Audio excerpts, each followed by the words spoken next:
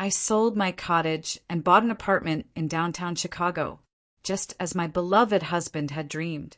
That same day, he handed me divorce papers and a property division agreement.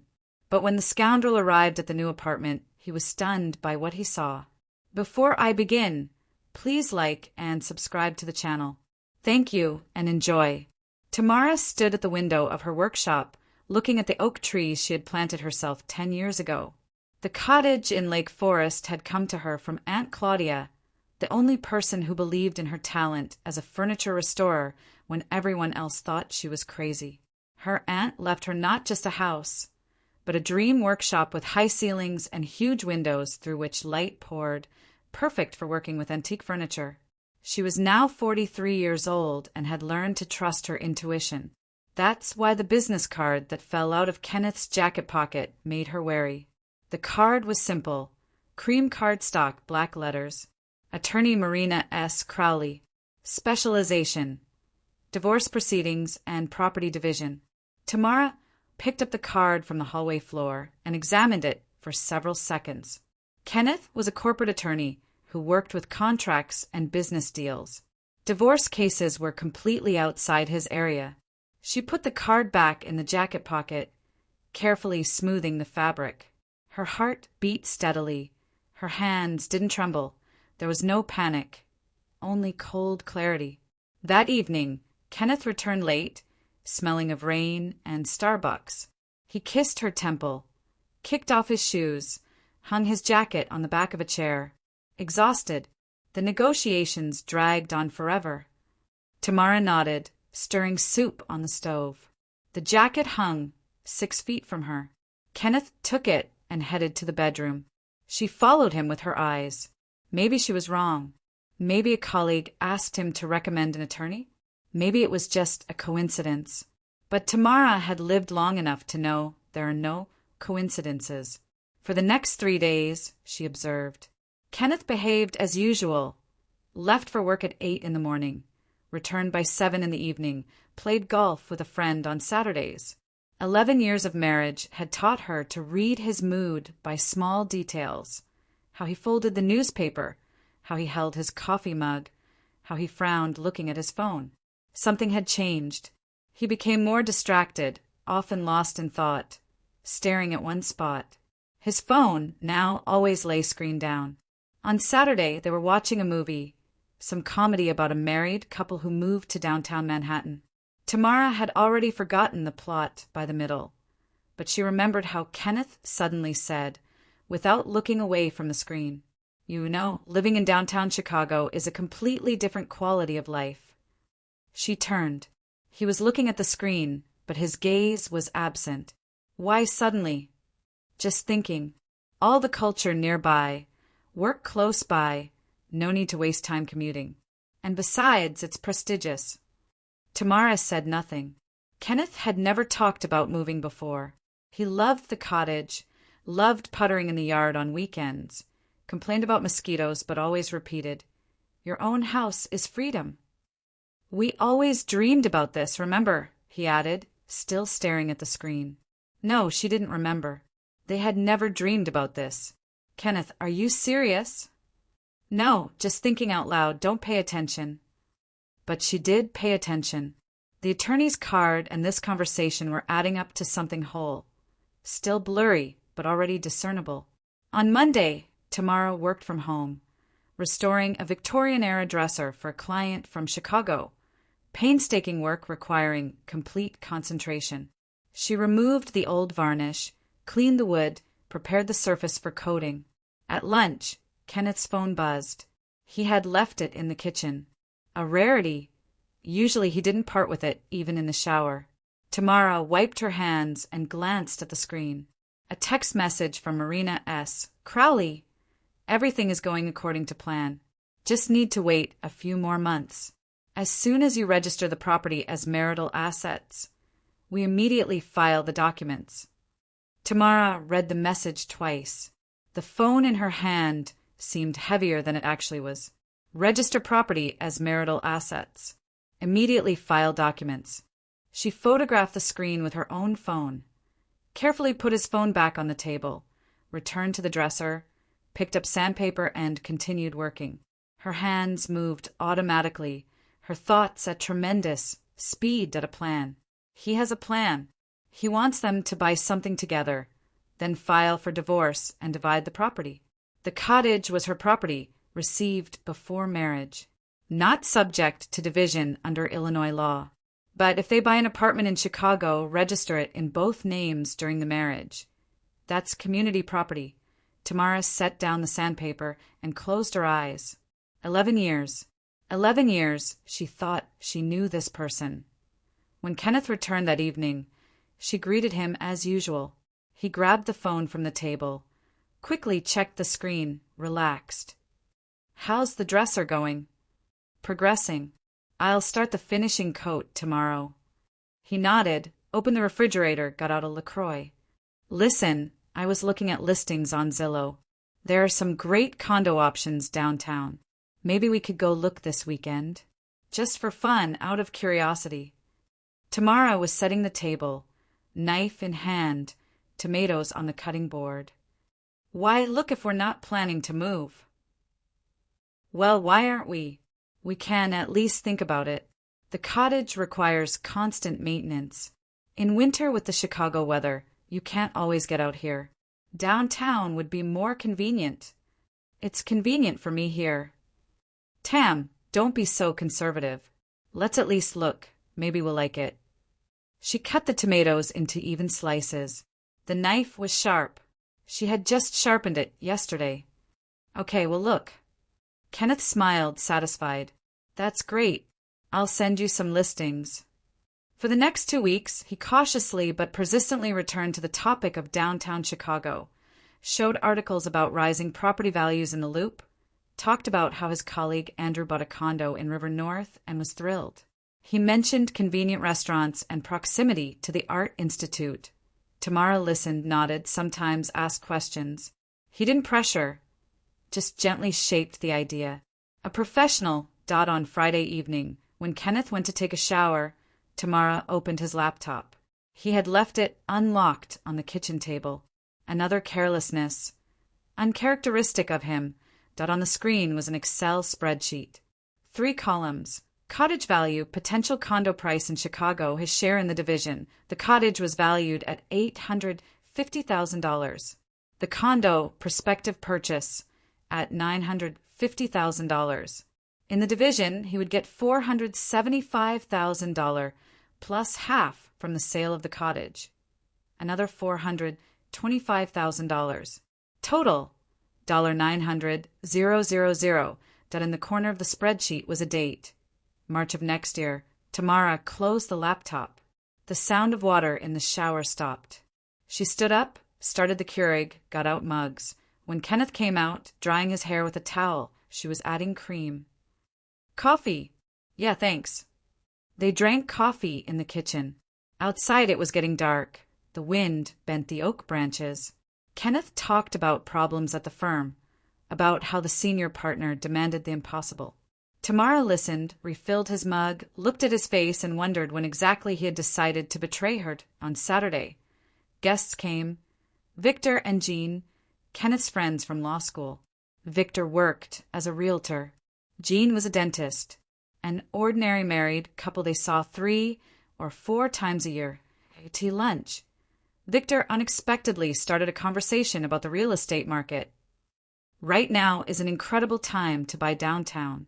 Prices have stabilized post-pandemic, but in a year or 2 they'll jump. It's an excellent investment. Kenneth nodded, supporting the topic. Tam and I are just thinking about it. Maybe sell the cottage and buy something in the city. Tamara put down her fork.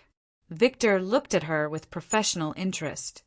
You have a beautiful property, but suburban real estate is hot right now. Young families are looking for exactly these kinds of homes, and you'll get great liquidity and can purchase a really premium condo. Jean chimed in. And besides, at your age, you want convenience, not dealing with yard work and maintenance. My parents had a summer house in Wisconsin. They suffered so much with it, sold it, and felt so relieved. Tamara smiled. I like working in the yard. Well, it's your call, of course, Victor shrugged.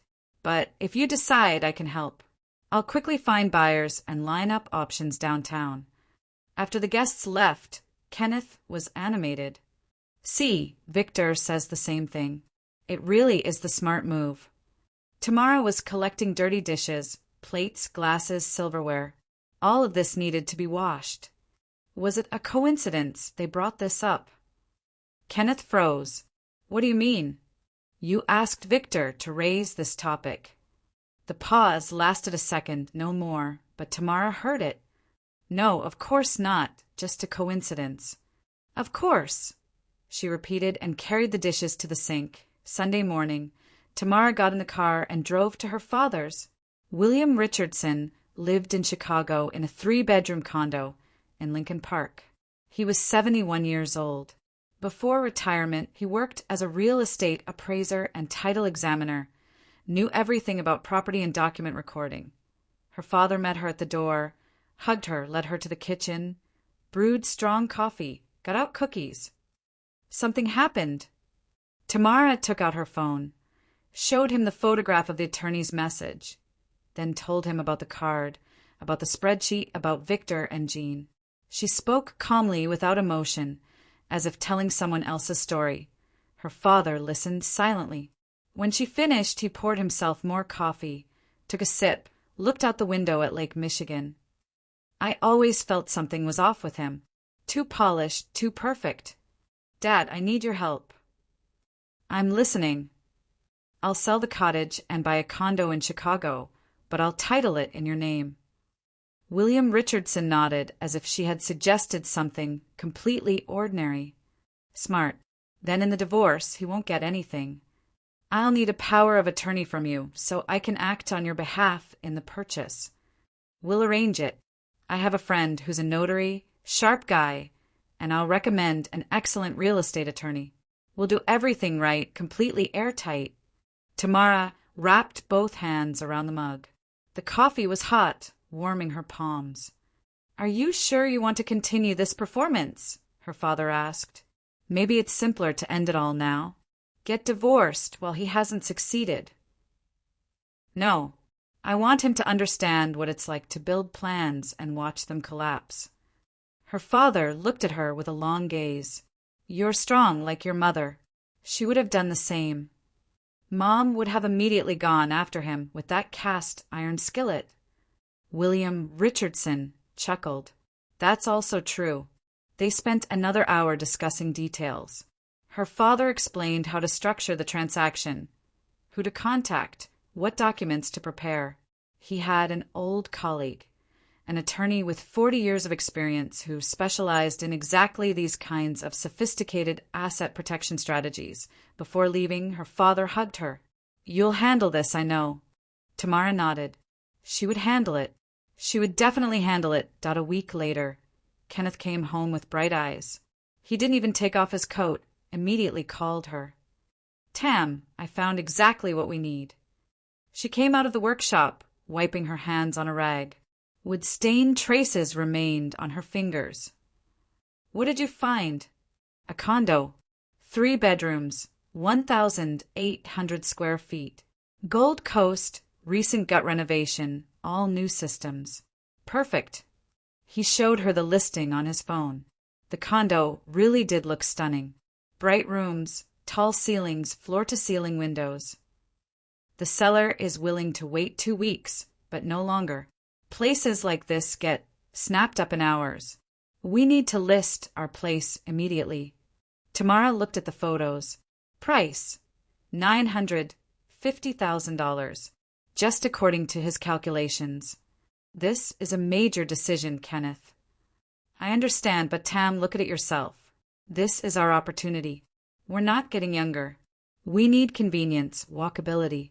And besides, it's an incredible investment. In a few years, this condo will be worth 1.5 times more. She paused as if thinking. Kenneth waited, tensely searching her face. Okay, she finally said.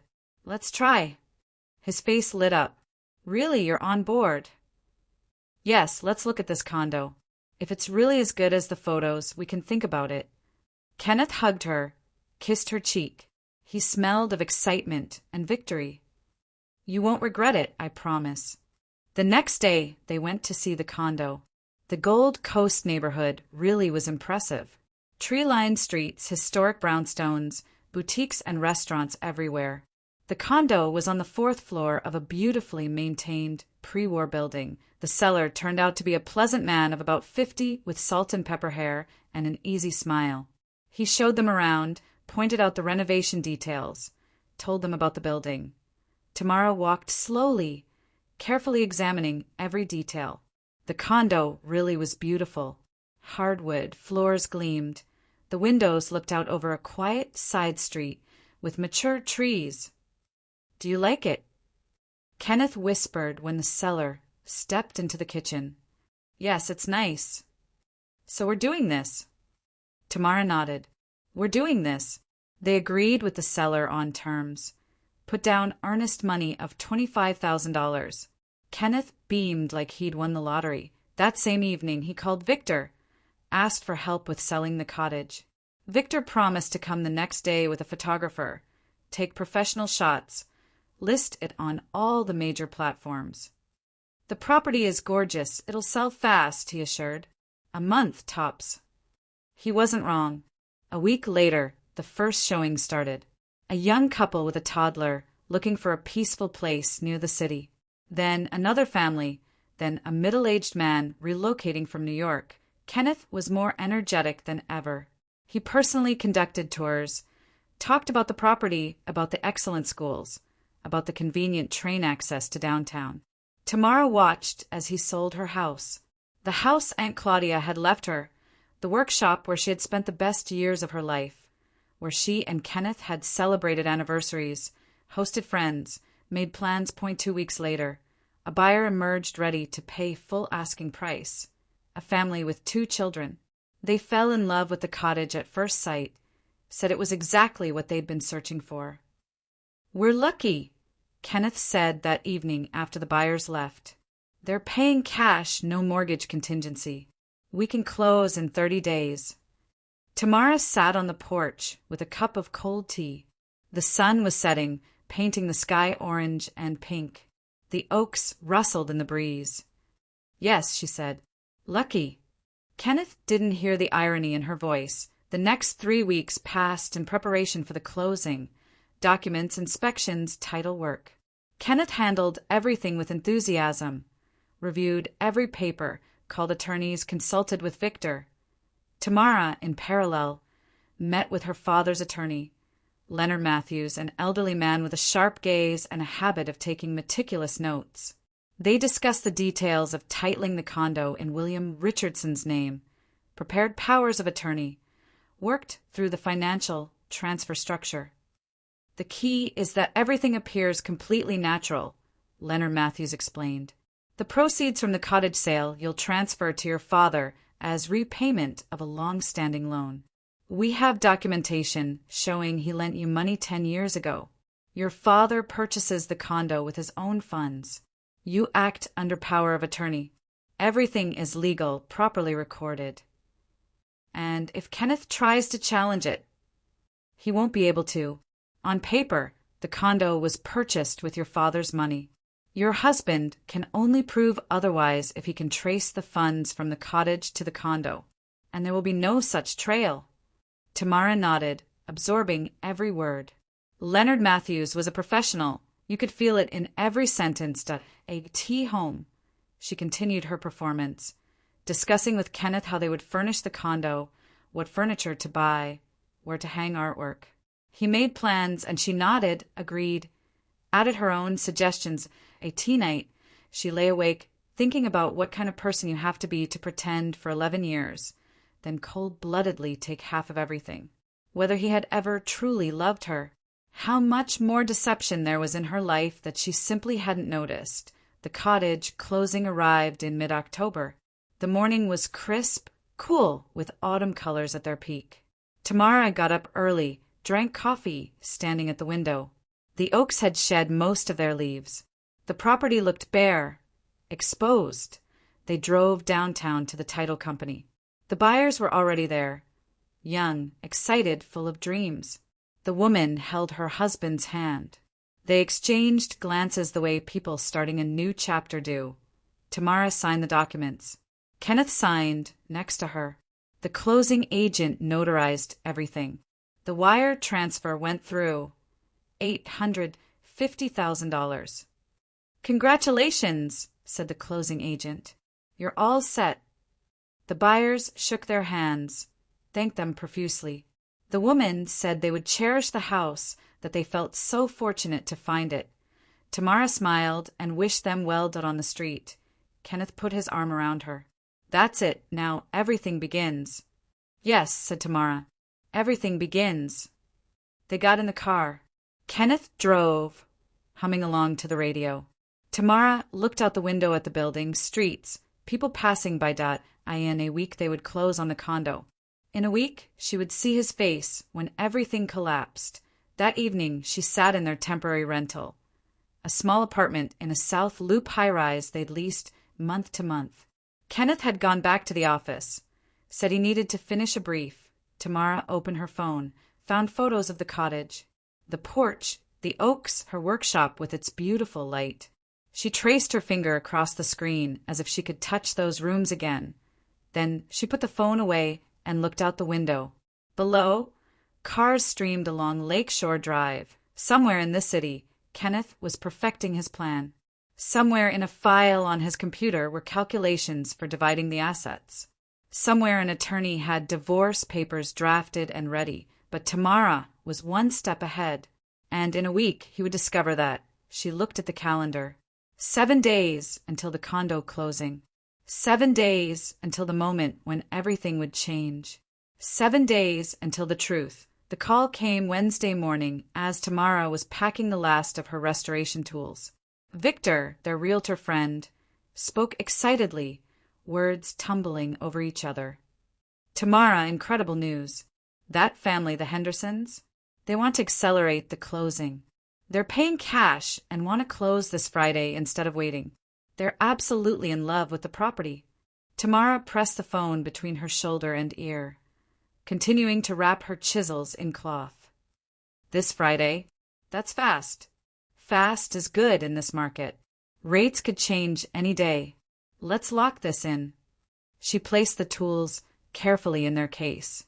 "Okay, coordinate with Kenneth." When Kenneth got home that evening, she told him. He stopped in the doorway, loosening his tie, then slowly straightened. "Seriously? That quick?" "Victor says they want to move fast." A smile crossed his face, satisfied, almost triumphant. He tried to hide it, but Tamara caught it anyway. "That's amazing, babe. See, the universe is aligning for us. It's meant to be." "Meant to be what?" The pause was brief. "Our fresh start." He approached, pulled her into an embrace. He smelled of downtown car exhaust and the cologne he'd put on that morning. Tamara didn't resist, just stood in his arms counting her heartbeats. Steady, calm, no pain, only cold understanding. He was racing to get the money. "Let's finalize everything quickly," Kenneth added, releasing her, "before anything changes." "Yes," said Tamara. "Quickly." The next day, she met with Leonard Matthews in his office overlooking Millennium Park. The elderly attorney sat behind a polished desk covered with file folders, his reading glasses perched on his nose, bushy eyebrows knitted in concentration. "Everything is ready," he said, sliding papers across the desk. "Power of attorney is executed and notarized. You can act on your father's behalf for the condo purchase. The purchase agreement lists buyer as William Richardson. Funds will transfer from his account." Tamara reviewed the documents, flipping through pages. Notary stamps, signatures, everything proper. "The cottage proceeds will transfer to your father as loan repayment. I have a promissory note from 10 years back, backdated, obviously, but flawlessly drafted. If your husband challenges the transaction, we'll produce this document. On paper, your father bought the condo with his own money that you repaid him. And if he doesn't buy it..." Leonard Matthews smiled slightly. "He doesn't have to. He has to prove otherwise in court. And he can't. The condo is your father's property. Your husband has no claim to it. Tamara tucked the documents into her bag. Outside, tourists walked through the park, bundled against the October wind. Thank you. My pleasure. William is an old friend. When his daughter needs help, I help. She was nearly out the door when the attorney stopped her. Tamara, are you certain about this path? Divorce is difficult. Maybe there's value in trying to talk this through. Talk to someone who's been scheming to rob me for nearly a year. Leonard Matthews nodded slowly. Fair point. Then good luck. 3 days later, as Tamara sat in a Starbucks near the cottage, an unfamiliar woman messaged her on LinkedIn. I need to speak with you. It's about your husband. It's urgent. Tamara checked the profile. Photo showed a woman of about 35, professional headshot, tailored blazer. Name, Alexis Porter, she replied. When and where? They arranged to meet the next morning at Navy Pier. Tamara arrived early, sat on a bench watching tour boats on Lake Michigan. Alexis appeared right on time, tall, polished, with tension in her jaw. Thank you for coming. Tamara nodded. The woman sat down, gripping her phone. I work at the same firm as your husband as a paralegal.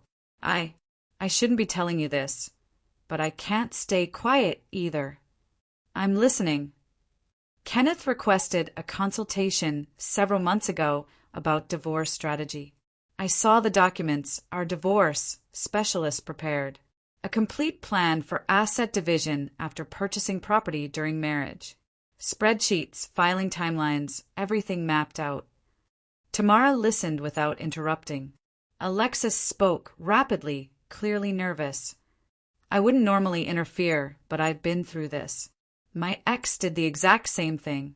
Convinced me to buy a house together, then filed for divorce 2 months later and took half. I was blindsided. When I saw Kenneth's files, I thought maybe I could warn you. Thank you, Tamara said quietly. He's planning to file 2 weeks after the condo closes. The documents specify the minimum waiting period to avoid suspicion, but fast enough that you won't have time to protect yourself. 2 weeks. So he wasn't even going to pretend. By the condo, then 14 days later, file. Do you know what he's calculated he'll get? Alexis nodded. 900,000. Half the condo plus half the cottage proceeds. Tamara pulled out her phone, showed the spreadsheet photo. Is this it? Alexis stared and went pale. Where did you get that? I know about his plan. I needed confirmation. Thank you for having the courage to tell me. They sat in silence. Boats moved across the water. Seagulls cried overhead. Tourists walked past. What will you do? Alexis finally asked. Protect myself. He's an attorney. He has resources, connections. It won't be easy. Tamara stood, adjusted her bag. I'm not helpless. In the final week before the condo closing, Kenneth transformed. He became attentive, affectionate, almost like their first year together. He brought home flowers, white roses, put them in a vase on the counter. Just wanted to do something nice. He ordered from her favorite Italian restaurant. Caesar salad, ossobuco tiramisu. He set the table, lit candles. I'm sorry I've been so consumed by work. The deal, the logistics, it's been exhausting. But soon we'll have this amazing new life. Tamara ate slowly, listening to his vision of their future. He talked about walking to the opera Saturday mornings at the farmer's market, how they'd decorate the condo. He suggested new furniture, maybe adopting a dog from the shelter. Remember how you always wanted a rescue dog? The cottage wasn't ideal, but the condo building is pet-friendly. We could finally do it. She didn't remember wanting a rescue dog, specifically, but she nodded.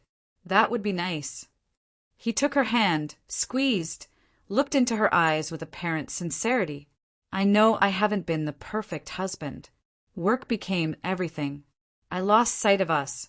But this move, this fresh start, It's going to change everything. I promise. Tamara felt something tighten inside. Not pain, but cold rage. How could someone lie so smoothly, so convincingly? How could you plot betrayal while promising a future together? She almost broke, almost threw the truth in his face, but she held back, smiled, squeezed his hand in return. I believe you, and continued her performance. The condo closing was scheduled for Friday afternoon. That morning, Kenneth planned to go with her, but Tamara stopped him.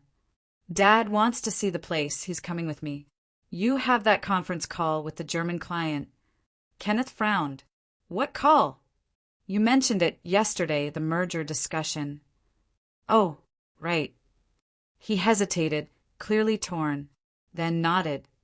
Okay, but text me the minute you're done. I want to know everything went smoothly. Of course. Tamara drove to her father's condo. William Richardson was ready, dressed in a suit and tie. Leonard Matthews arrived separately. They met at the title company on LaSalle Street. The closing took 90 minutes. Documents, signatures, notarizations. The seller attended, a cordial, gray-haired man who verified everything carefully. Leonard Matthews handled each question smoothly, professionally, eliminating any concerns. Tamara signed papers as her father's attorney-in-fact.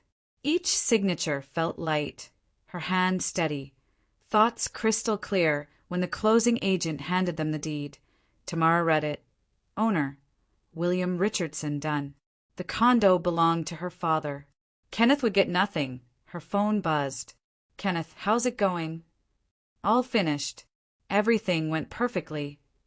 That's fantastic. Congratulations, babe. Our new home. We'll celebrate tonight. Tamara put the phone away. Her father hugged her. Are you sure you want to follow through? You could still stop this. Completely sure. Then I'm proud of you. Leonard Matthews shook their hands. The documentation is bulletproof. Even if he hires the top divorce attorneys in Chicago, they won't be able to touch this. The condo was purchased with your father's funds, period.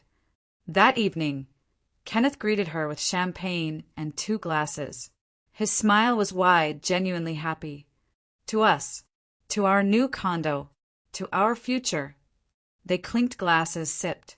The champagne was cold, bubbles dancing. Tamara watched her husband and wondered how much longer he'd maintain the charade a day. 2 days, 2 weeks, according to Alexis. Where's the deed? He asked between toasts. I should put it in our safe deposit box. Documents like this are too important to leave lying around. I have it. I'll take care of it.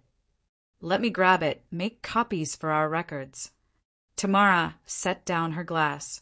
She felt suddenly tired. Tomorrow. Sure. He started to insist, but something in her expression stopped him. He nodded. Tomorrow then. Yes, tomorrow. For the first time in months, a flicker of worry crossed his face, brief, barely visible. But Tamara saw it.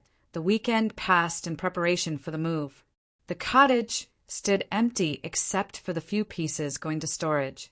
Kenneth helped pack final boxes, projecting enthusiasm, but growing increasingly tense. He kept checking his phone, stepping outside for hushed conversations, reviewing documents in the study, then quickly closing folders when she entered. Once she deliberately walked in unannounced.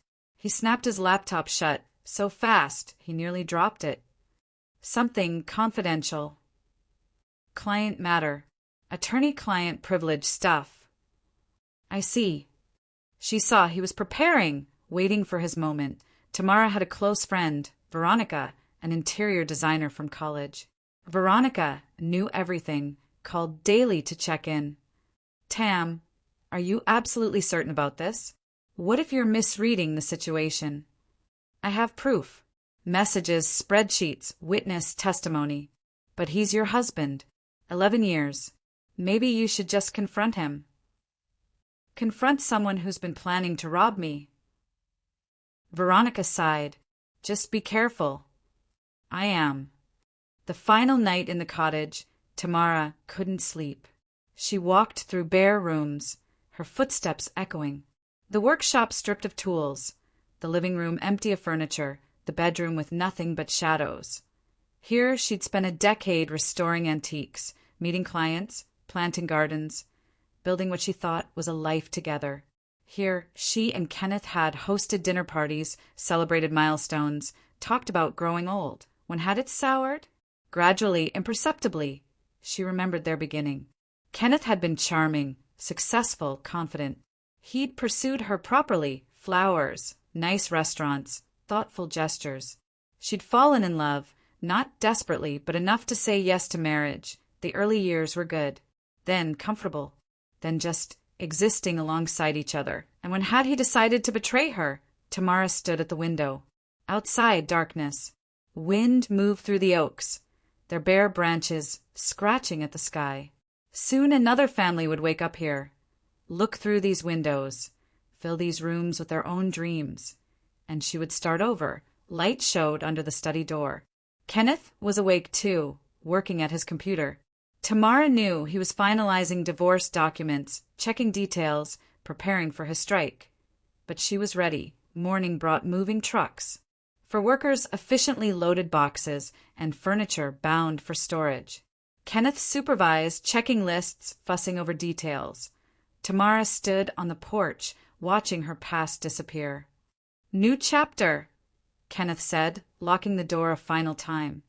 She nodded silently. They caravaned into the city, Kenneth following the moving truck. The drive took 45 minutes. Traffic on the highway, then Lakeshore Drive. Finally pulling up to the Gold Coast building, the condo welcomed them with sunlight streaming through those floor-to-ceiling windows. Hardwood gleamed, white walls reflected light. Workers brought in boxes, positioned furniture according to Kenneth's directions. He was energized, animated, already planning where everything should go. Tamara watched him mentally dividing the space. This room his, that one hers. The living room split down the middle. The kitchen, too, he was calculating, cataloging, already seeing himself here alone. Be white evening the movers had left. Boxes filled every room. Kenneth ordered deep dish pizza, and they ate sitting on the floor. Tomorrow we'll start unpacking. Hang your grandmother's paintings, arrange books. It'll feel like home. Yes, said Tamara. Tomorrow. She looked at him and thought. Tomorrow he'll reveal himself. Tomorrow his scheme collapses. Tomorrow he'll understand he lost. That night Tamara lay on an air mattress in the empty master bedroom. Kenneth slept beside her, breathing deeply, or pretending to sleep. She couldn't tell. In the next unit, music played. Below, traffic hummed. Somewhere, a siren wailed. The sounds of a new place, an unfamiliar home. She lay in darkness, listening to the city. Tomorrow would end it. 11 years of marriage, 11 months of his planning, for weeks of her count to move. Tomorrow her husband would show his true face, but she was ready. Morning began with silence. Tamara woke first, got up from the air mattress, went to the kitchen, started coffee, found 2 mugs in a box. Outside, an ordinary Chicago day. Gray clouds, light rain starting, the city waking up. Kenneth appeared 30 minutes later, showered, dressed in jeans and a polo. He sat across from her, took a mug, sipped, set it down. We need to talk. Tamara nodded. His voice had changed. Cold, businesslike. Yesterday's affectionate husband had vanished. Kenneth pulled papers from a folder, laid them on the counter. Divorce petition, marital settlement agreement. Everything printed, professional, just needing signatures. I've been thinking about this for a while. Our marriage has run its course. We want different things. We've grown apart. Tamara picked up the documents, began reading. Slowly, carefully, like reviewing a contract. Marital property division. The condo split 50-50. $475,000 to him. The calculations were precise, cold. Obviously long in the making. I've already consulted with counsel. This is all legal and fair. You sign. We process this cleanly. No drama, no litigation. She kept reading, saying nothing. Kenneth fidgeted, fingers tapping the counter, eyes moving from her face to the papers and back. He expected tears, anger, pleading to reconsider. "You're in shock. Look, I thought you knew we've been going through the motions for years. No need to make this difficult. Everything's equal. Fair split." Tamara set down the papers, met his eyes. "Interesting approach. What? When exactly did you plan this?" Kenneth went still. Confusion flashed across his face before he recovered. "I don't know what you mean." "Really?" Tamara took out her phone, pulled up screenshots, showed him. Messages with Attorney Crowley. The text about timing, about the plan, about filing after property was titled as marital. Kenneth went pale.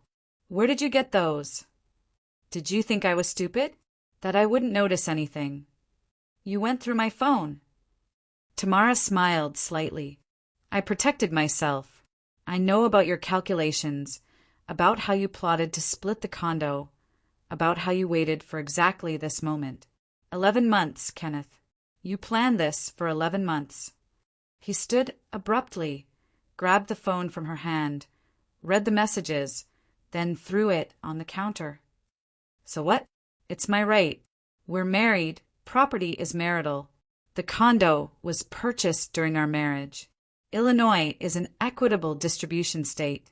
The law is on my side." "Are you sure?" The pause stretched. Tamara looked at him calmly, almost with curiosity. "Are you absolutely certain whose name is on that deed?" Kenneth's expression shifted.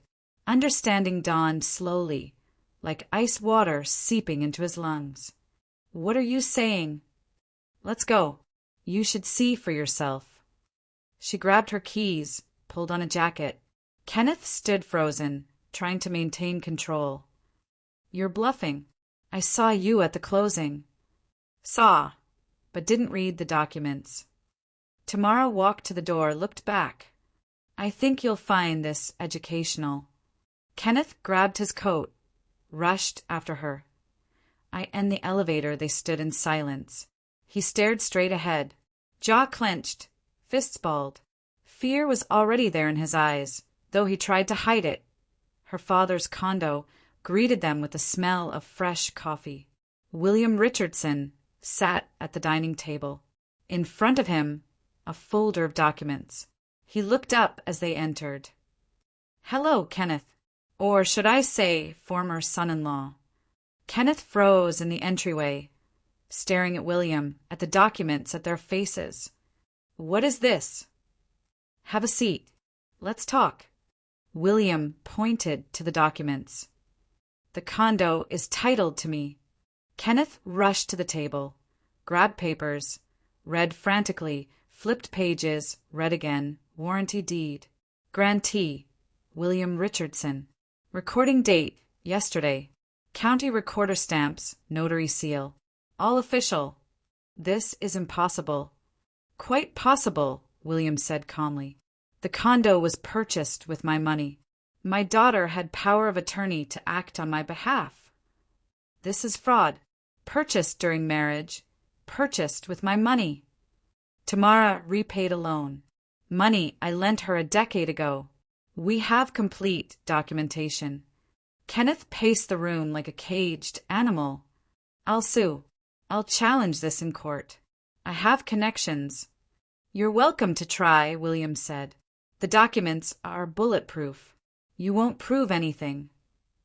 "I sold my cottage and bought a condo downtown, just as my beloved husband had dreamed." Tamara thought, watching his face. That same day he handed me divorce papers and a property division agreement. But when the scoundrel came to the new home, he was stunned by what he saw. Kenneth wheeled toward her. His eyes blazed. "You deceived me. You deceived me first. I built your career. Without me, you'd be nothing." "Really?" Tamara crossed her arms. "The cottage was mine. The business was mine. The money was mine. What exactly did you contribute besides planning to rob me?" I was your partner." "You plotted to rob me for 11 months. You thought I wouldn't notice. Kenneth grabbed the folder, hurled it at the wall. Papers scattered across the floor. I'll find a way. I know lawyers. I'll get half of everything. William stood, not tall, but in that moment commanding. Get out of my property. Kenneth looked between them. Full understanding finally arrived. He'd lost. His plan had collapsed. He had nothing that he turned and left, slamming the door so hard the pictures rattled on the walls. The next 3 months were brutal. Kenneth hired an aggressive divorce attorney. Not Crowley, someone else with a reputation for scorched earth litigation. He filed a lawsuit challenging the deed, demanding asset division, seeking compensation for everything imaginable, court hearings, depositions, discovery demands. Leonard Matthews repelled each attack methodically, calmly. The documentation was airtight. The cottage, Tamara's separate property, inherited before marriage. The sale proceeds, her separate funds. The condo purchased with her father's money. Kenneth's attorney tried everything, demanding bank records, transaction histories, proof of fund source. But Leonard Matthews had anticipated all of it. The loan documentation from 10 years prior, wire transfer records, witness affidavits, a T3 hearing. The judge looked over her reading glasses at Kenneth's attorney.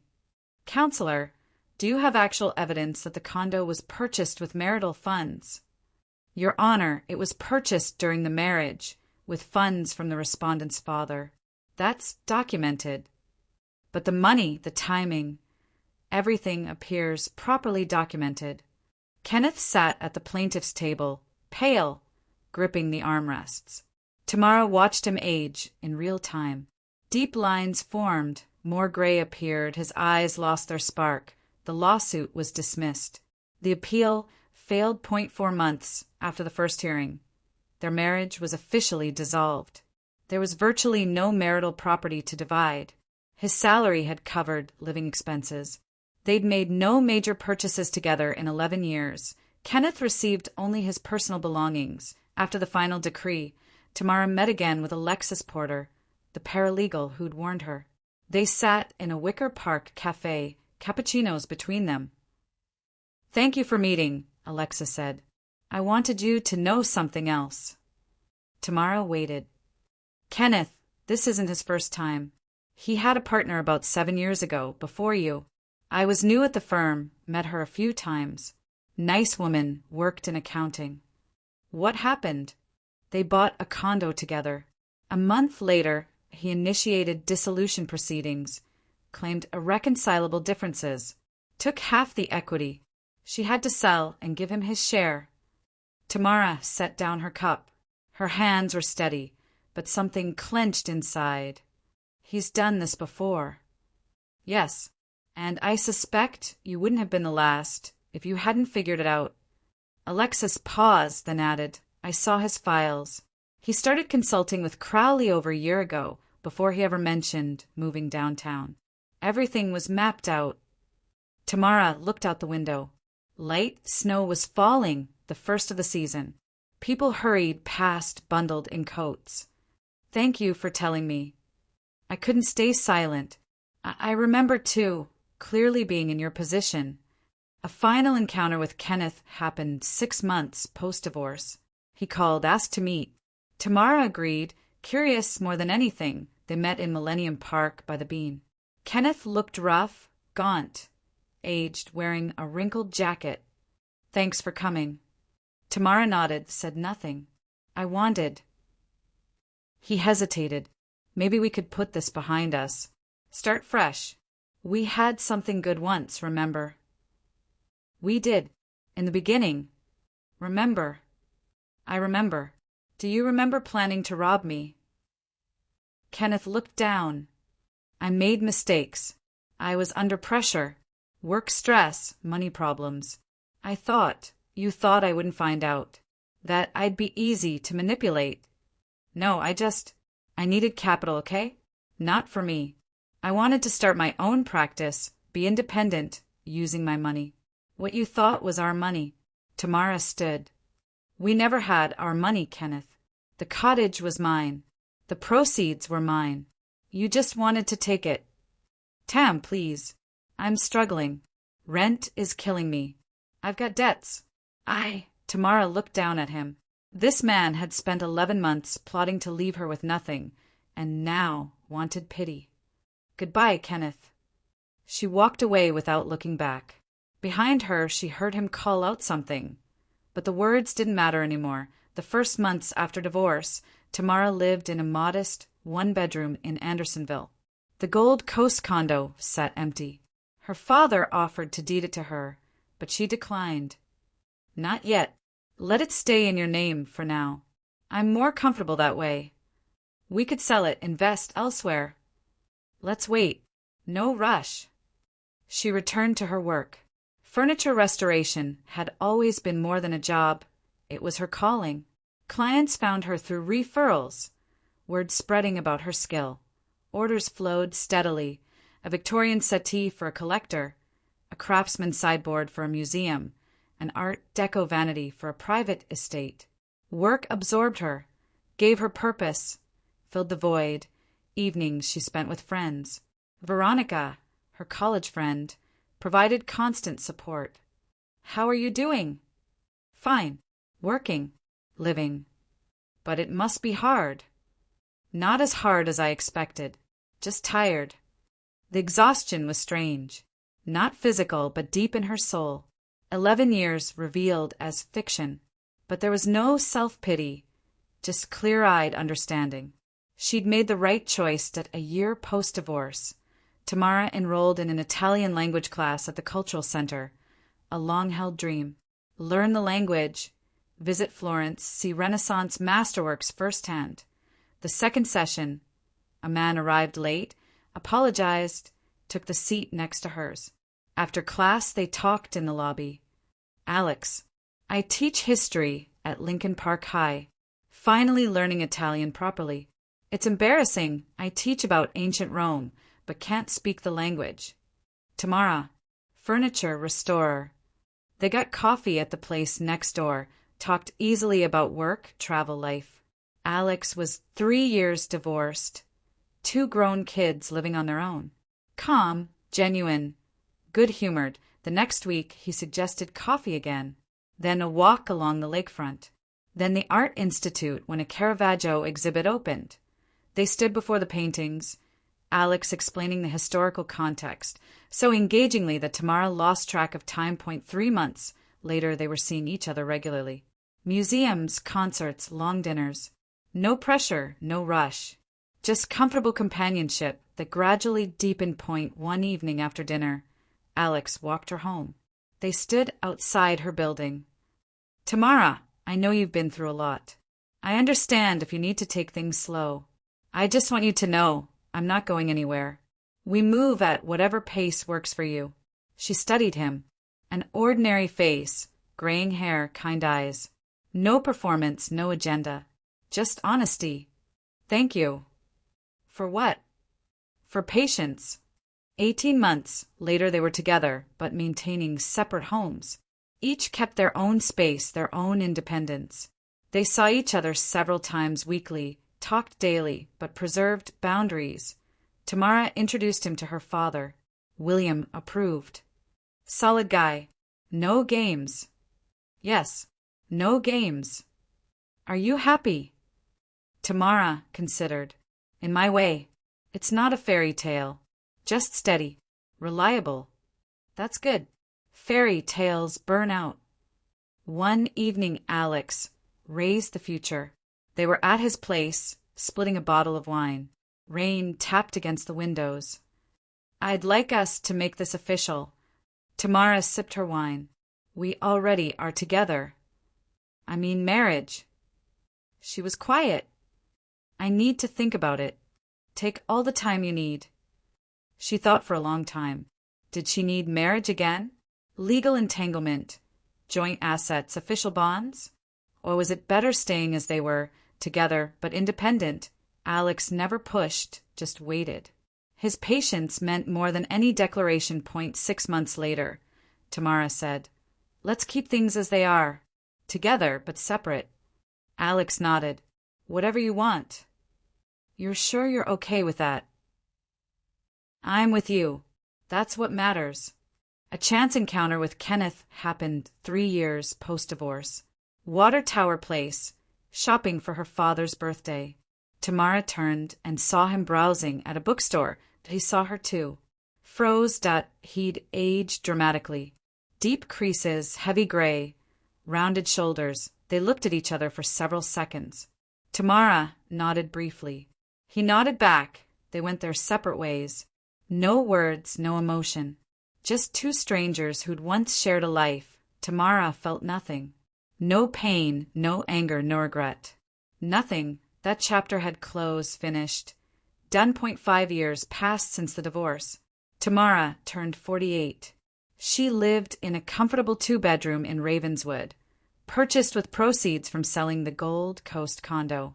Her father had sold it after 2 years, given her the money. Work flourished. So many commissions she had to be selective. Her reputation grew steadily. Articles in professional journals, invitations to speak at conferences. With Alex, they continued as they were. 5 years built on respect, trust, support. Not passionate romance, not dramatic highs and lows. A safe harbor where she could be herself. Arguments happened, of course. Misunderstandings, disagreements. Normal life. Sometimes his need to plan everything irritated her. Sometimes her reluctance to discuss the future frustrated him. But they'd learned to communicate, to address problems, not let resentments build. They never married. Separate homes, regular time together, shared vacations, celebrated milestones. It worked for both. Her father aged but stayed sharp and healthy. Weekly visits, coffee, and conversation. William Richardson was proud of his daughter. She'd survived, endured, rebuilt. Tamara rarely thought about Kenneth. Occasionally, very occasionally, her mind drifted to those 11 years. Were there good moments? Yes, at the beginning. When did it sour? Gradually, imperceptibly. Was marrying him a mistake? No. Life simply unfolded as it did. She heard through mutual acquaintances that he'd remarried. Or maybe not. She didn't know details and didn't care. Friday evening. Tamara sat on her balcony with tea. October, cool but not cold. Below in the courtyard, children played. A dog barked somewhere. Music drifted from a neighbor's window. Soon Alex would arrive. They planned to catch a documentary at the Music Box, then dinner at their favorite Vietnamese place. Tamara drank her tea and reflected on life. 48. Half lived, half ahead. Life hadn't been perfect. No guaranteed happiness, no certainty. But it had been honest. The experience with Kenneth had made her stronger. Taught her to trust instinct, protect herself, face truth. Taught her that happiness isn't fantasy, but the ability to appreciate what you have. She regretted nothing. Not the marriage, it was experience. Not the divorce, it was survival. Not how things turned out after. She was free. She was herself. That was enough. Tamara finished her tea and smiled. Somewhere in this city lived a man who'd once tried to deceive her, but he'd lost, and she'd learned to live authentically, without illusions but with dignity. Outside, dusk settled over the city. Soon Alex would arrive. They'd watch the film, discuss weekend plans, maybe debate something trivial. An ordinary evening, an ordinary life, but in that ordinariness lay true value. No drama, no emotional extremes, no storybook ending. Just life, honest, peaceful, her own, and that was more than enough.